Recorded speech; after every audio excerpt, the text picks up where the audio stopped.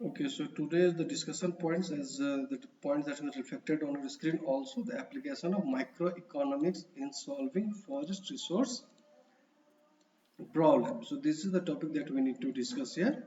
It means how we can use the concept of certain concept or certain principles of microeconomics to resolve or if any issue that we are facing related to the forest resource problems, right? So we'll understand this, and we'll understand the basic concept also related to the forest resource economics and forest resource management, and then we'll understand the concept of microeconomics to resolve the forest related problem, right? So go through that. So first we need to understand this concept and scope of forest resource economics, what it is, right? So before moving further, I hope you people know that forest, you all know the forest, right? Forest, obviously we all forest as an of area. It could be a vast area composed of vegetation, and where uh, it's a different kind of vegetation. You'll get that trees, shrubs, herbs, everything, right? So those product that you are getting from the forest is act as a resource, isn't it? And the meaning of resource, several times I've already explained to. Resource means the object or any kind of thing that you are getting from the earth which has a positive utility or the positive use for the humankind. So that is resource. So whatever be the product that you are getting, timber, non-timber, wildlife we have, or any other kind of resource product that you are getting in the forest, that all as act as a resource, because all this all this product has a positive impact on the human life, right? And then the next term is economics.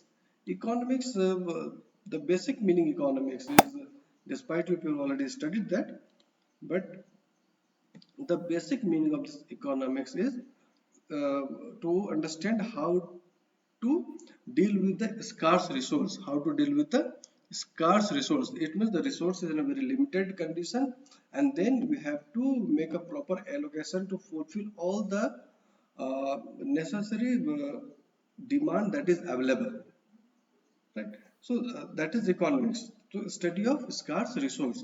So this is the meaning of this forest resource economics, right? So on the basis of that concept, we can understand the definition of this forest resource economics. So if you look at here properly, right? So forest economics is a discipline that studies the production, distribution, consumption of forest product and services, right? So if we're going to combine all these words for resource economics, what does it mean? Production, right? It means the necessary uh, product that is available there uh, uh, in the forest. So how we have to produce or have to raise the production level there. Then distribution, it means how you can allocate all these product to the different sectors, right? And here one thing you should always understand that the resource is in a very limited numbers, right? So distribution, it means appropriate allocation or optimum allocation to the different sectors. And then the consumption, it means how you're supposed to integrate uh, how the consumption has to be met, or how the things has to be intake, right? So this is forest economics. So the basic meaning I have already explained you first. So it is the kind of discipline that is going to study. Look at the study, it means you have to do the observation part, you have to collect the data, you have to understand the basic features to study the production, distribution and consumption of forest products. Product means that you are, and services. Product, it means that is that the things that you are able to extract. For example, timber, NTFP, all these are the things that you are extractable, you are able to extract. So that is product. And if you talk about the services, services which you are not able to extract it directly, but you are availing the facility. For example, oxygen you are getting, carbon storage, soil conservation, you are stopping soil erosion, then you are water supply. So these are the services that you are able to get there. So in this forest resource economics, we need to study all these aspects of forest product and services. So I hope the definition is clear to all of you.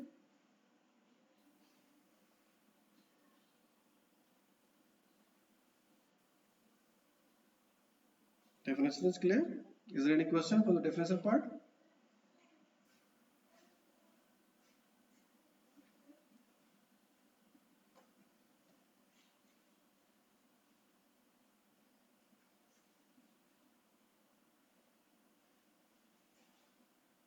Okay, fine.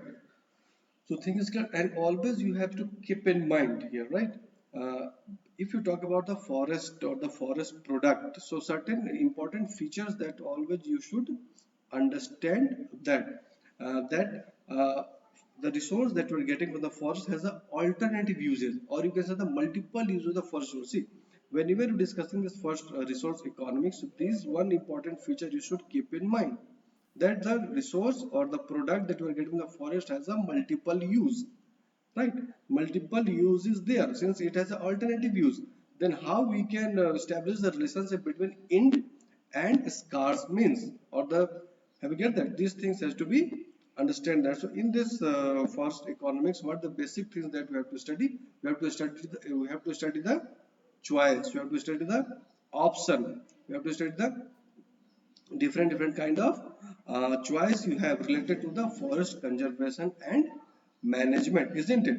If you have a forest, so what the basic use, you get the product timber, you will use for oxygen, you use for erosion, you use for recreation, use for water supply, then climatic control, every, so a single product forest or the resource, and that have a multiple use, isn't it?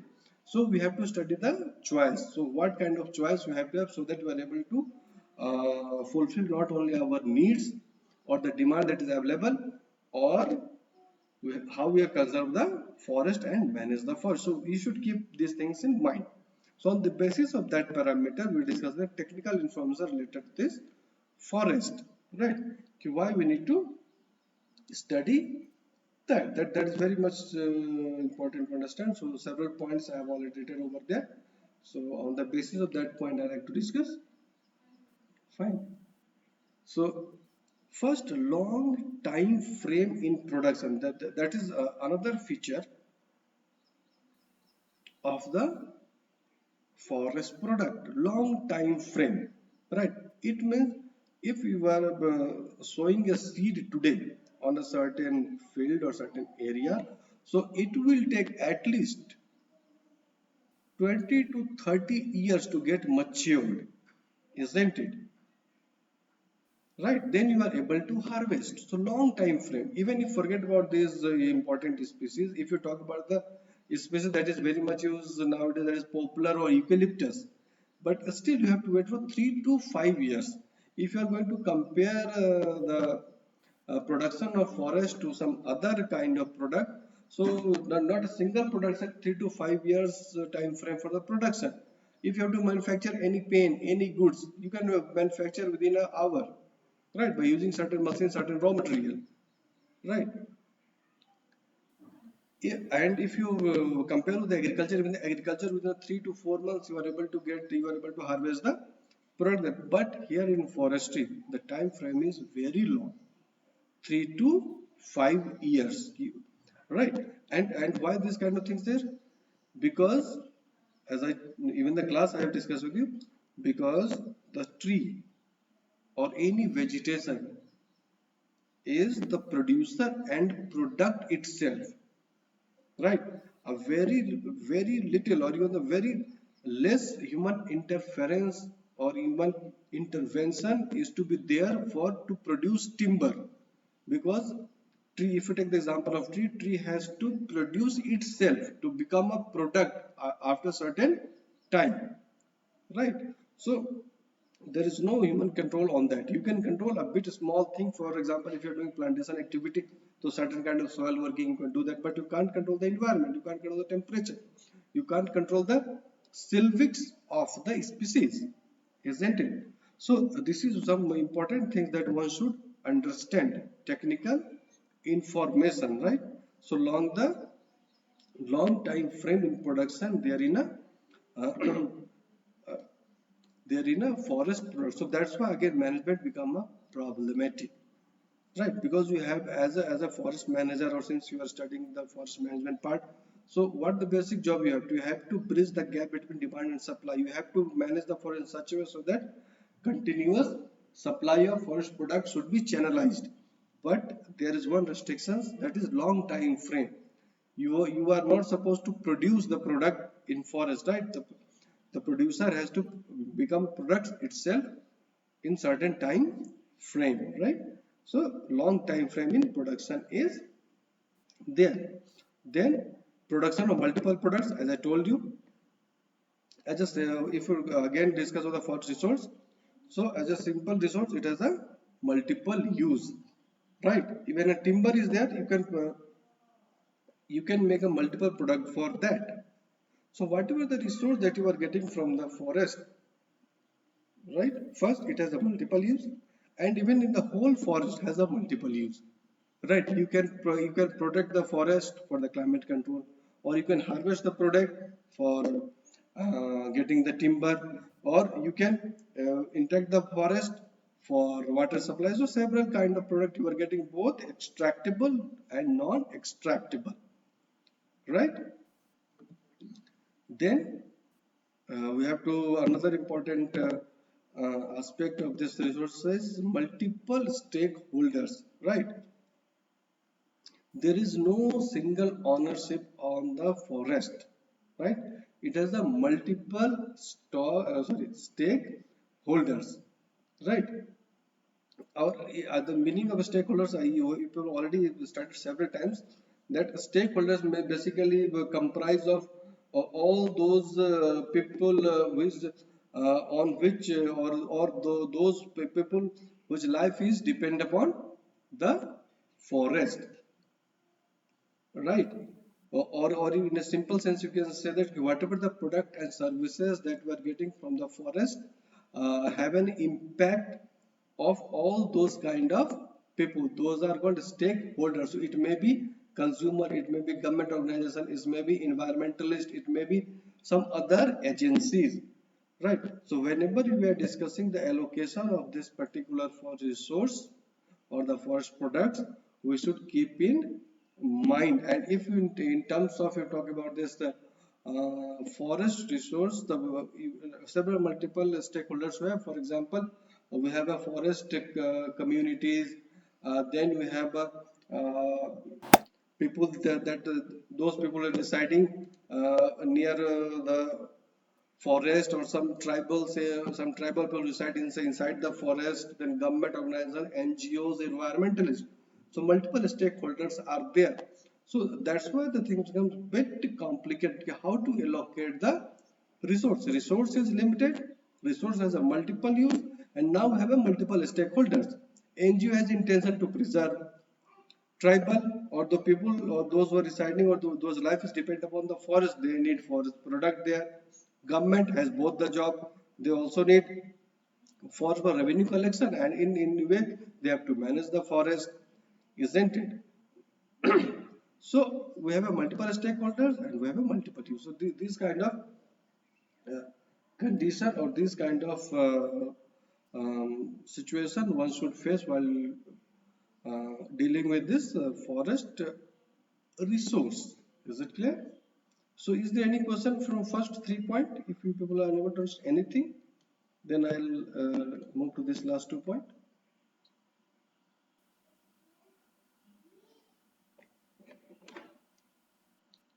So if you will any question from anyone, you can ask a question.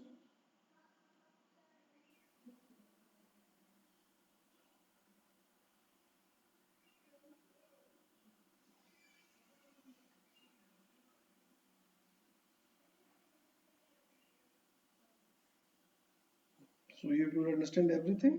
No question in your mind?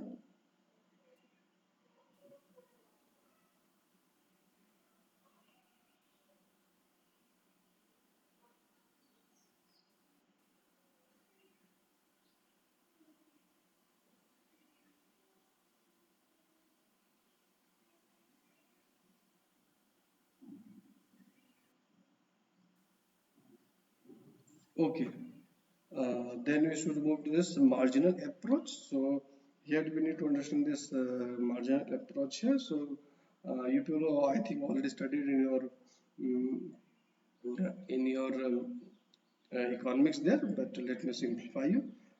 This kind of approach has to be there so that we can examine the cost that has to be incurred and the potential benefit that we're supposed to get. What were the activities we are conducting in the forest area?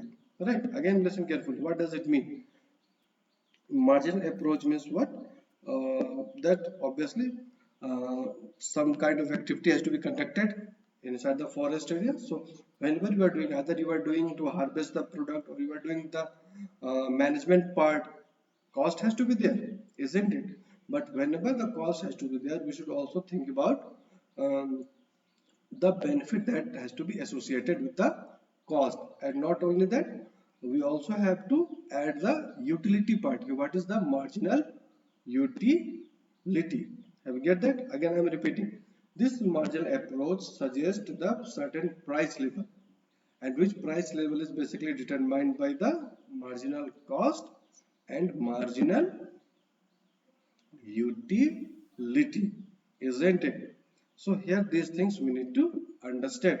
Suppose you have to put certain price on the product or the services that you are getting um, from the forest. So how the price has to be fixed? So price has to be fixed on the basis of the cost that has been incurred, right? And second, the utility of that products. On the basis of that, this marginal approach will work here, right? And then we have to know this positive and normative approach. It's a simple meaning of this approach is positive basically suggests what it is. It means what is present, that's it, positive, what is there. But normative suggests what should be, what ought to be. So that is positive and normative approach, right? In positive is just prescription, right? No, sorry, positive you have to describe what the things is there, and normative you have to prescribe. Okay, margin approach basically capital investment and return. Yes, you can say that in a very simple way. You can say that. Marginal approach basically, obviously, how much cost you are incurred and what the benefit associated with it. Right? It means if you have to put a certain price level to the any product, you have to look these two things. Right? Two things: what? The cost that has to be incurred, and second, the utility of that product. Have you get that? These two things have to attach, then you are able to determine the price level here. Right? This clear, okay?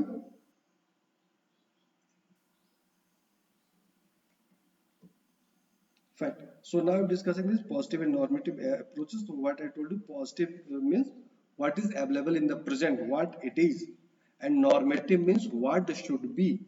As you people are studying the normal forest, so normal forest is what? One kind of ideal approach. What should be the condition of the forest is required, but we are comparing that with the what it is, what is available in the present. And in positive basically we are just describing what it is and what is going on there. In normative we are prescribing something.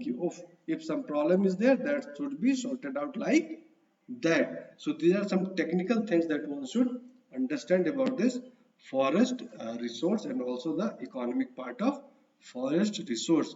So if any question from anyone from this part, anyone can ask the question there.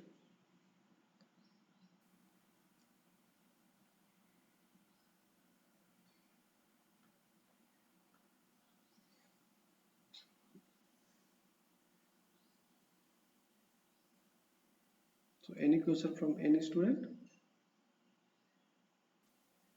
Positive and normative approach. So listen carefully again. Positive means what it is. It means what the things that are available in the present, right? Normative means what should be or what ought to be. These approach I'm talking about, right? Positive and normative. Is it clear? So let me give you an example. You have studied the normal forest, isn't it? So what is normal forest? If you already studied in the forest management, normal forest is a ideal forest. So ideal things never exist, but we are making ideal forest to just make a comparison. So ideal forest means that the forest should be like that, right? But what is the situation of forest in a current time? That is positive. What it is, what is there, and what should be. So if certain kind of problem we are facing, so that problem can be sorted out by comparing with this normal forest. So that is positive and normative approach. Have you get that? Okay.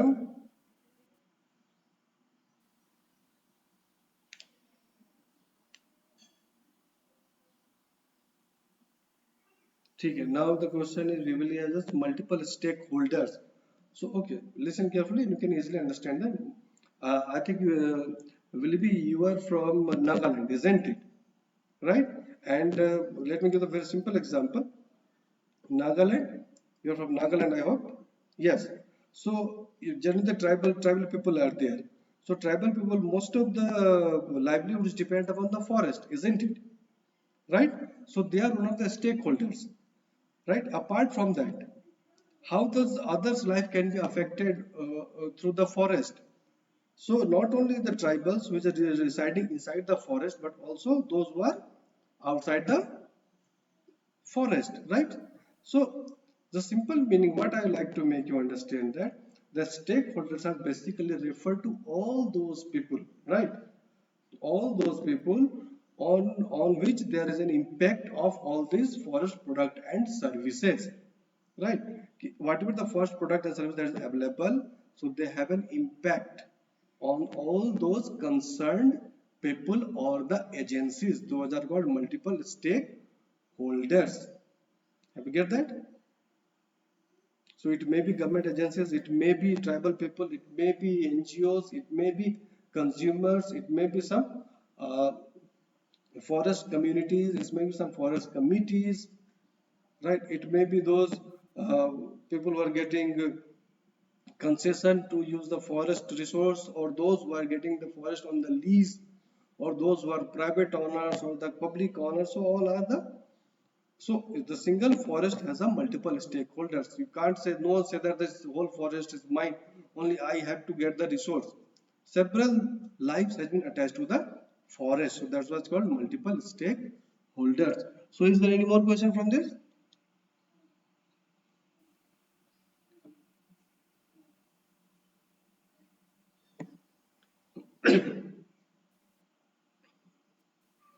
Okay, so no question. So let me move ahead. So what the basic methodology has to be used to understand this forest resource economics? That also we need to understand here in this part, and you can easily understand it. It's not so difficult, right? So you just look at all these points. I'd like to discuss on this basis. First, partial budget, right? Partial budget models. So let me simplify the concept. I hope something again you have already studied. Mhm. Studied in your economic part also there.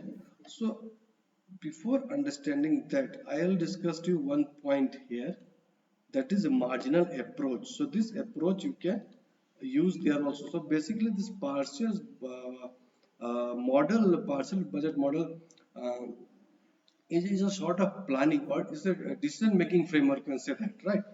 Either you can plan it or you are taking a decision. And what kind of decision you are taking? To compare the cost and benefit of alternative uses, right? Try to understand again. Try to understand again here, right?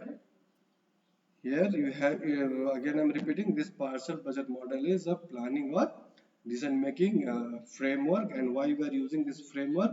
The purpose of this framework to compare the cost and benefit of alternatives right, that has been fetched by a planner. A planner may be the forest manager, it may be public owner, it may be private owner, right?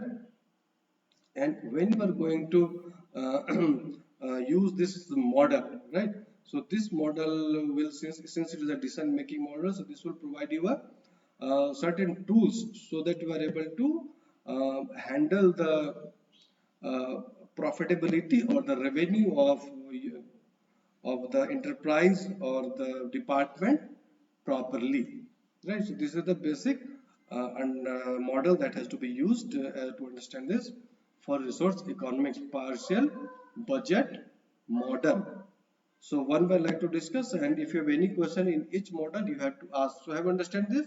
I'm just simplifying it. You are not supposed to study in detail, other lots of theory has to be studied. So I'm just discussing a model in a gist. What does it mean and what the model suggests, right? And obviously, as I told you, this is the comparing of cost and benefit. So this model you can easily understand this to heavily depend upon the information that you have related to your enterprise, related to your job, related to your resource that is available there. Is it clear? Now then, optimization model to estimate the land expectations values. Let me simplify again.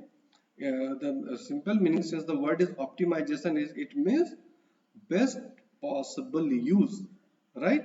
So when you talk about this model optimization model to estimate the land expectation value means uh, how we can use the land related to the forestry, or you can say that how the best possible productive use of forestry land can be there in perpetuity, right? It means in a continuous way. Again, listen carefully what this model suggests. This model suggests the best possible productive use of forestry land for for continuous period in perpetuity. Have you get that? This optimization model? Is it clear?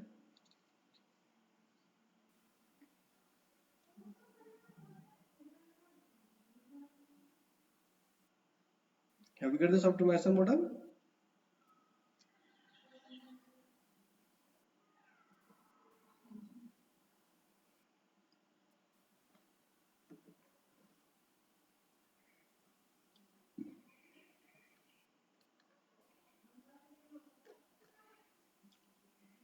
Fine. Now we understand this linear and non-linear programming models. So this linear and non-linear programming models is providing you certain mathematical tools, right? Just providing certain mathematical tools, right? So that you can do the optimum resource allocation under certain constraint. Let me give you a very simple and common example. Suppose you have 100 rupees in your pocket, right? And you have to allocate this 100 rupees in some three projects. So we have a constraint. What the constraint you have? Only 100 rupees we have, and we have to allocate the 100 rupees in three projects. So how the resource allocation can be done there, right? So this kind of mathematical programming will be provided by this linear and non-linear programming model. But here I am repeating again, despite it is providing the optimum providing you how to estimate the optimum resource allocation, but we have to face certain constraint. It means the resource allocation should be done under the constraint environment. Have we get that? This is linear and non-linear programming model. Is it clear?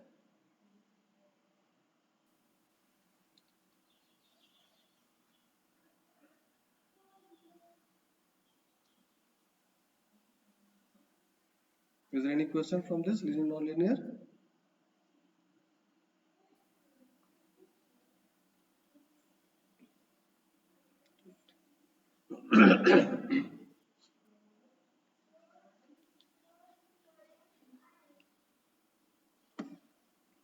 Now we can understand this, the econometric models, what this model suggest.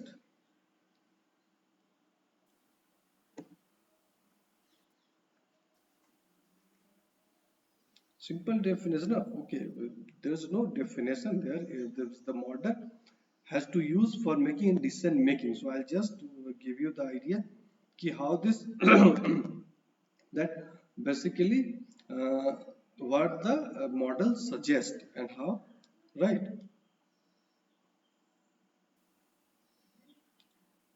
No, no, see, if optimum is there, you are not supposed to use this maximum optimum resource allocation. Optimum what is sufficient. So optimum, I already told you, optimum is best possible use, or you can say the best possible productive use. That is the meaning of optimum. So what this linear and non-linear programming models will going, it is going to help you to estimate optimum resource allocation subject to the various constraint, right, that has been faced by the decision makers. Now get that?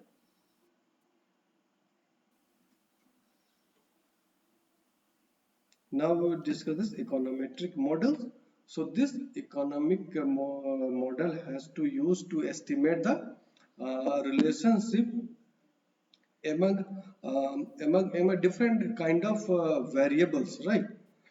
And the purpose is to forecasting and to policy analysis and decision making. Listen carefully again. This economic model, this sorry, econometric. It is an econometric model, right? Is to estimate the relationship among variables. Variables means different kind of observation that you are making, or different kind of phenomena that is happening around you, or different kind of data that you are collecting for any kind of study purpose or any kind of research purpose, right? So this economic this model is going to establish the relationship between all those variables, right? And the purpose for this is forecasting and this policy analysis that is available there, or decision making. This is the econometric models, right? Now after that, this model stated and revealed preference based contingent values. What does it mean? This model I have already explained in the first semester also. Stated and revealed preference means willingness, right? For example, if you have the intention to use any resource, right? So how much price that an individual has willing to pay, right? Willing to pay, right? So on that basis also we can evaluate the value of forest resource. So stated and revealed preference basically say that here, right? And in the first semester I've already explained you, so that's why I'm not going into the detail here, right? So these are the basic methodology that has been used in forest resource economics, right? So here the thing is that willingness to pay, right? WTP, I hope people have remembered that abbreviation. WTP, willingness to pay. And second is also their willingness to accept. How much we are, for example, you are a stakeholder and suppose for any reason you have to lose certain resource, and for that you need certain compensation. So how much compensation you need that, right? So WTA, willingness to accept certain compensation. Now we need to understand scope and importance. Scope means where you can use this concept, and what the basic importance to understand, or to through the knowledge of this forest resource economics, or the approach that we have, right? So if you look at here, this is application of microeconomic principles. We'll discuss some principles later on. Obviously we have to discuss. And why we are using that microeconomic principle? So forestry managerial and decision making problem, right? So basically we can apply all this concept here of microeconomics, use of microeconomics to resolve the management issue related to the forest and also decision making. I have already told you, since it has a multiple use, so decision making is a bit difficult, right? What use should be preferred, isn't it? We have a forest different use, timber, NTFP, right? Water, then we have carbon storage, recreation, right? So decision making is there. So it is very difficult to prefer one over other, right? So all these kind of decision making problem can be resolved by the use of microeconomics, right? And if you have get this insight of this forest economics, that as a forester you are able to analyze the problem of demand and supply of the natural resource or the forest resource that is available there, and also you are able to find certain way, or you can say there are certain means, right, to um, to resolve those problems that you are facing there, right? And on the basis of this microeconomic principles, you can plan, you can uh, develop certain tools or certain kind of mechanism, right, uh, to or to use all those resources that is available there, right?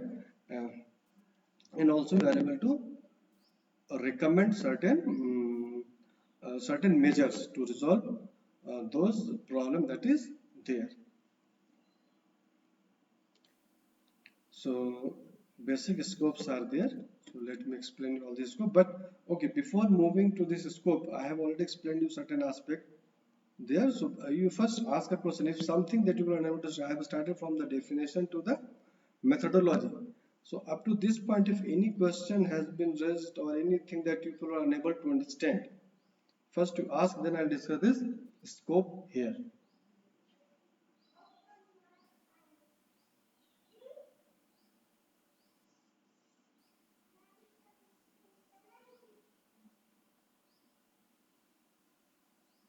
Is there any question from anyone? If you people are sitting over there, or 50% are just sleeping, eh? Let me ask the question myself then.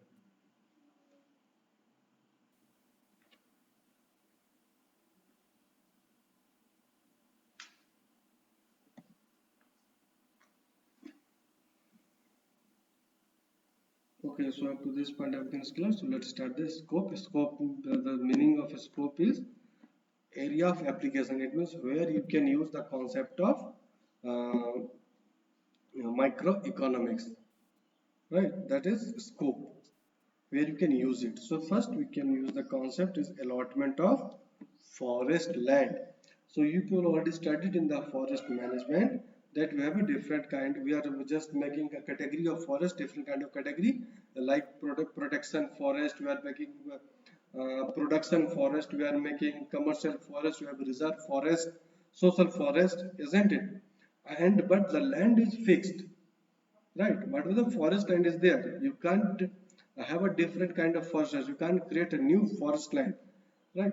So so concept of economics or the microeconomics can act here, just provide you certain decision making tools so that you can allot the forest land for either protection purpose or either for production purpose or the commercial purpose or social purpose, right? This is the one scope. This selection of suitable tree crops, and that is very simple to uh, understand. And again, you need to understand the objectives. What the objective we have, on the basis of that we have to select the tree crop. And generally if you are using the crop, so that crop has the ability to protect the land from soil erosion, isn't it?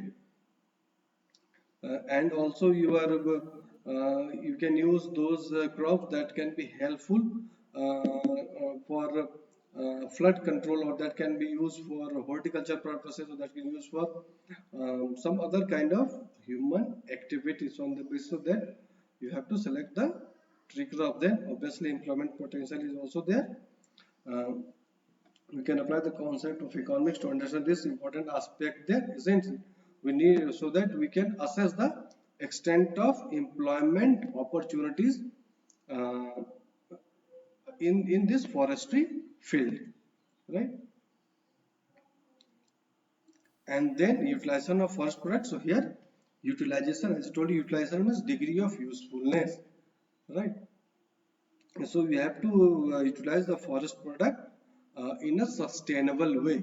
So if you understand the concept of economics, you can apply those theory and practice here, so that you can make the product available for a continuous way, or we can use the product in a very sustainable way here, right?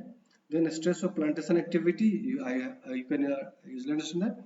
Then value addition to the forest product, that is, need to understand value addition means how we can add something extra to the available thing. That is called value addition. That is called value addition, isn't it?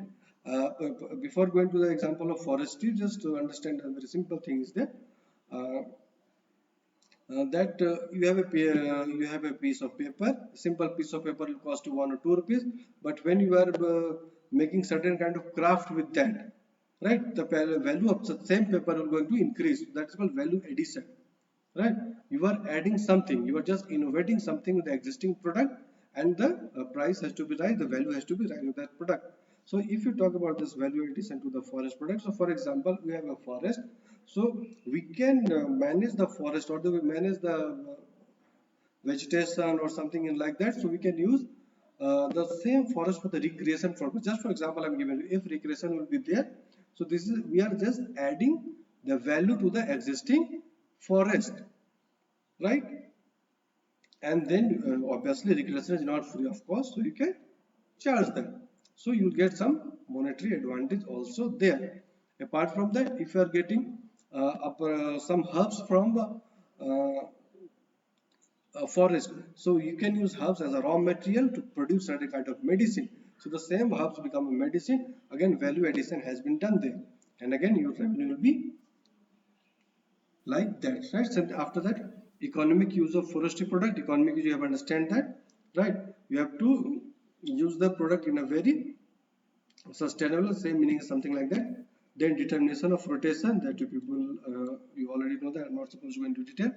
Then formulation of export policy. Obviously, by doing this you can formulate the export policy, right? If you are going to practice this, obviously we may have some uh, surplus amount, or we may have some quality product, right, that can be used for a trade some other part of world there.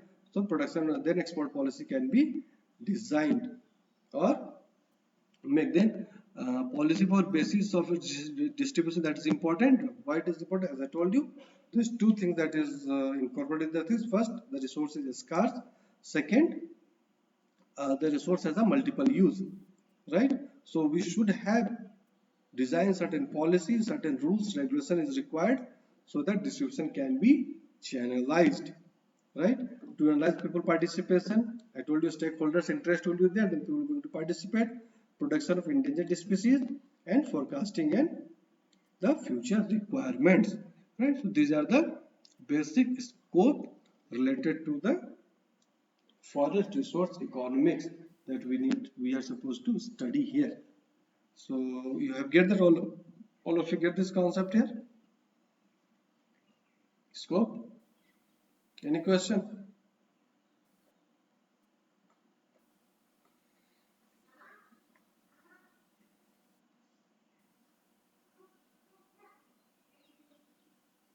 Any question from all this scope?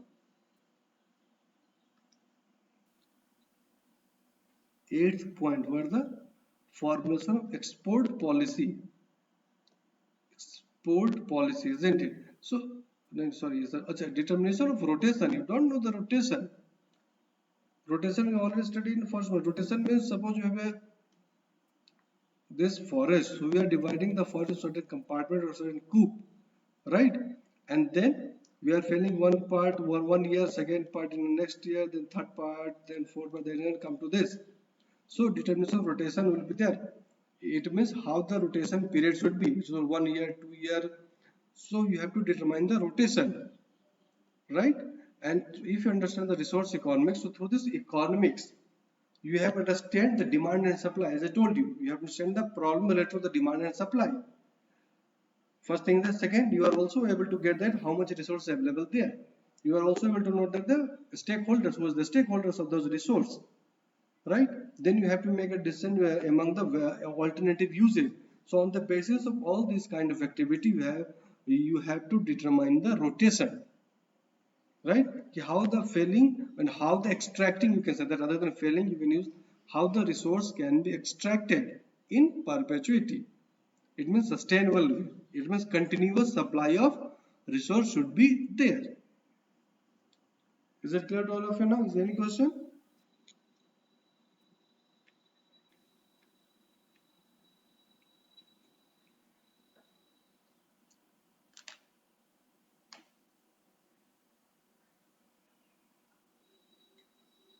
Okay, then I like to conclude the session here itself, and next session again I'll move ahead from this particular section, right?